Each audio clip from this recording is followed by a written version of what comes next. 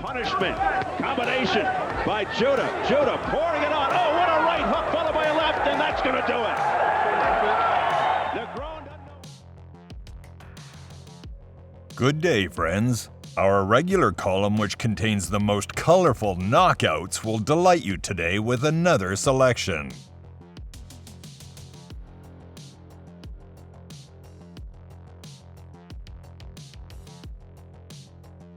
People love drama, and in the fight held on December 10th, 1994, in which the great Felix Trinidad defended the IBF welterweight title from the encroachments of American Obar, there was plenty of it. The technical challenger did not falter in front of the formidable Puerto Rican, bravely answering blow for blow, and even knocked him down in the second round. Left hand flush on the face, down 13 seconds in a round two, but he has dominated from that point on. Those punches not penetrating by Carr. Good defense. They're being caught by the gloves of Trinidad. And he's throwing it in front of his face. And he doesn't get hit flush. The beautiful denouement of an exceptionally equal fight came in the 8th round, when Tito knocked the Yankee down twice, after which he brutally scored before the refs waved. Now he goes up for the finish, down he goes again. Trinidad goes right back in. Combination of that, blood spurting, fight. Gonzalez steps in, it's all over. That's all over. Felix Trinidad remains undefeated, and this, the first defeat in Obakar's professional career. Damas y caballeros, Trinidad. On March 13, 1999, young Fernando Vargas easily defended his IBF bantamweight belt by destroying Britain's Howard Clark. The referee stopped the fight in the 4th round after the challenger was on the ring deck for the 4th time. Takes fewer and fewer risks. That Vargas is powerful. down by the body. By the body. Vargas comes right back to the body with the left hook, and boom. Clark has been more aggressive, and he's walked into 3 knockdown punches. Gaudel backed up as if to say, yeah, I want you to go on, and Vargas gets a chance to throw more left hooks and right crosses, and that ought to be enough. And it is. So everybody came to the same conclusion at once, and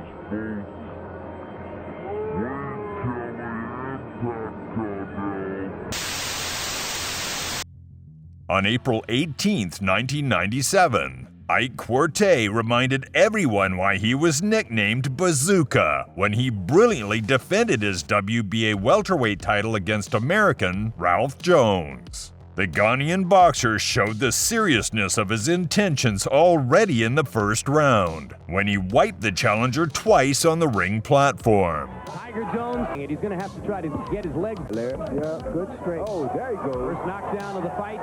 Tiger Jones just taking way too much Punishment for the 1st round knockout that he was back at that point.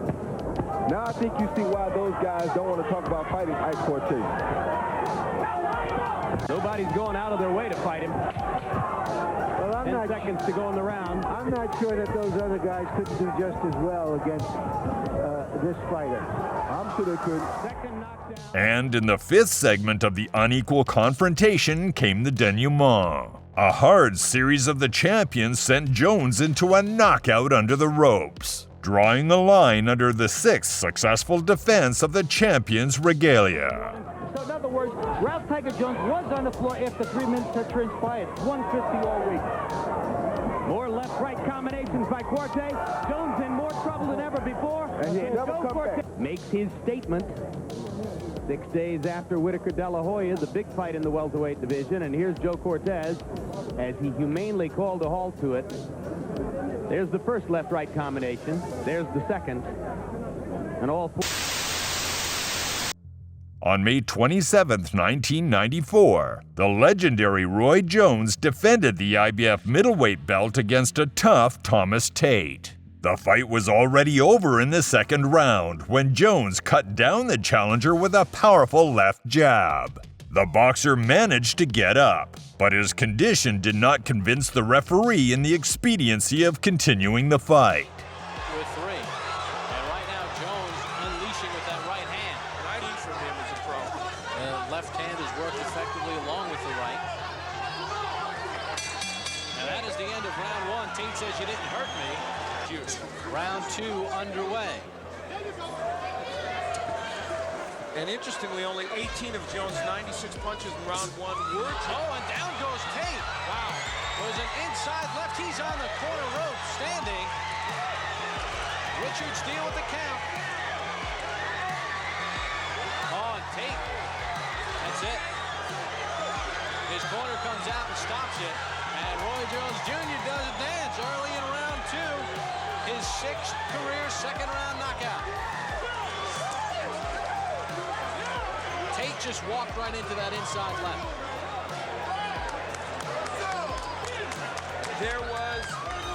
We talked about the...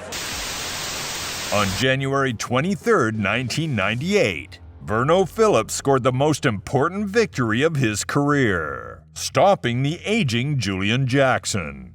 Phillips confidently outboxed the veteran, and in the ninth round he put the fight to a fat finish, sending Jackson to a hard knockout with a hard left jab. Steinwander III informed us it was an accidental clash of heads. Oh boy. And we talked about it. And I'll tell you what, could be interesting to see what happens. And you see an urgent handed shots here near the end of round six. Phillips. Jackson.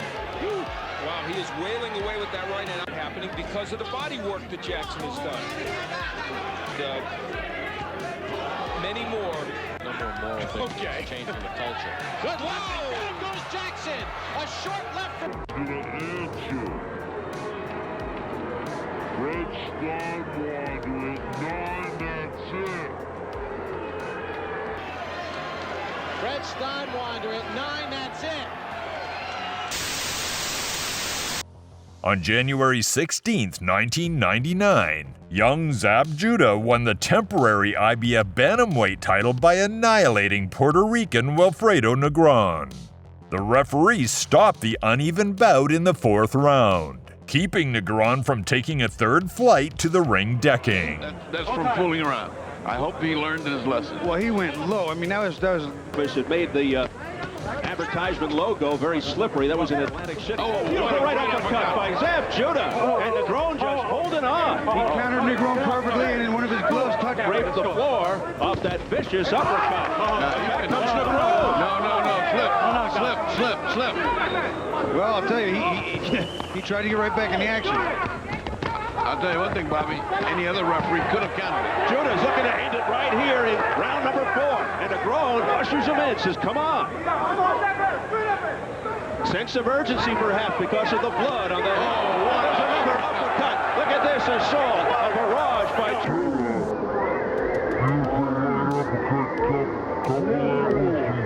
Left hook, right hooks, and left hands. thrown for more. Punishment. Combination by Judah. Judah pouring it on. Oh, what a right hook followed by a left, and that's going to do it. Negron doesn't know where he is. Just too much, too quick, Steve. He couldn't find those punches. He couldn't block them. He couldn't see them. All over. And chalked up another W. Judah. Well, he is certainly impressive on the attack. I mean, that guy's got sharp. On September 8, 2012, Lucas Martin Matthysse captured the WBC interim welterweight title by destroying undefeated Nigerian Ohose Olsegun. Throughout almost the whole fight, the Argentine mercilessly beat the resistant Olsegun, who bravely endured all the terrible blows of the favorite and occasionally tried to respond. But even the concrete chin of the African could not withstand the onslaught of Lucas. Matthysse able to bob and weave, and Matthysse says, is that all you got? Come on! Lead left hook by Matthysse. Right hand by Matthysse. Definitely seems to be finding the second win, but again against the ropes, and then gets backed up with the right hand. And left hand upstairs, a left hook to the body by Matthysse. Jose trying to keep him at bay with the jab, again gets pumped. 10 seconds left in the 10th round. Matthysse, and fires off the right hand. Jose's in the corner. Jose goes down for the first. Lucas Matthysse has... You will get nailed with these shots, and again a right hand. On September 14th, 1991, the formidable Julian Jackson confirmed his reputation as a fearsome puncher by easily defending the WBC middleweight title against Dennis Milton. Already in the 3rd minute of the first round, Jackson's monstrously powerful right jab eliminated all questions about the winner. The spectacle was not for the faint of heart. Let's take a look at that first shot. Boom. It's just like hitting a bag. Look. And it is all over in round. Julian Jackson knocking out Dennis. The middleweight champion of the world, Jackson. Middleweight championship. His McCallum, a man he would love. On June 27th, 1987, Frank Bruno pleased British fans with a bright victory over the American Chuck Gardner, sending him into a heavy knockout in the first round with a brutal left punch. Not a heavy one, but Gardner felt it. It's 2,400 people, and it's very close to capacity.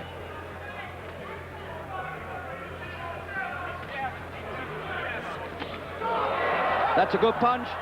And that looks to me as though we may not see any more of Chuck Gardner of Minneapolis tonight.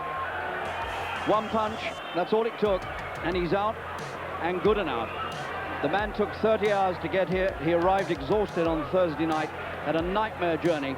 He clearly is underfit, and it only took one not terribly lethal looking punch from Bruno to put him away, and he's still stricken. And so all the suggestions that this was not a good match, I'm afraid, have been proved right. The man had no chance. He shouldn't have been in the ring. And Bruno won't be too proud of that victory. In fact, he looks concerned.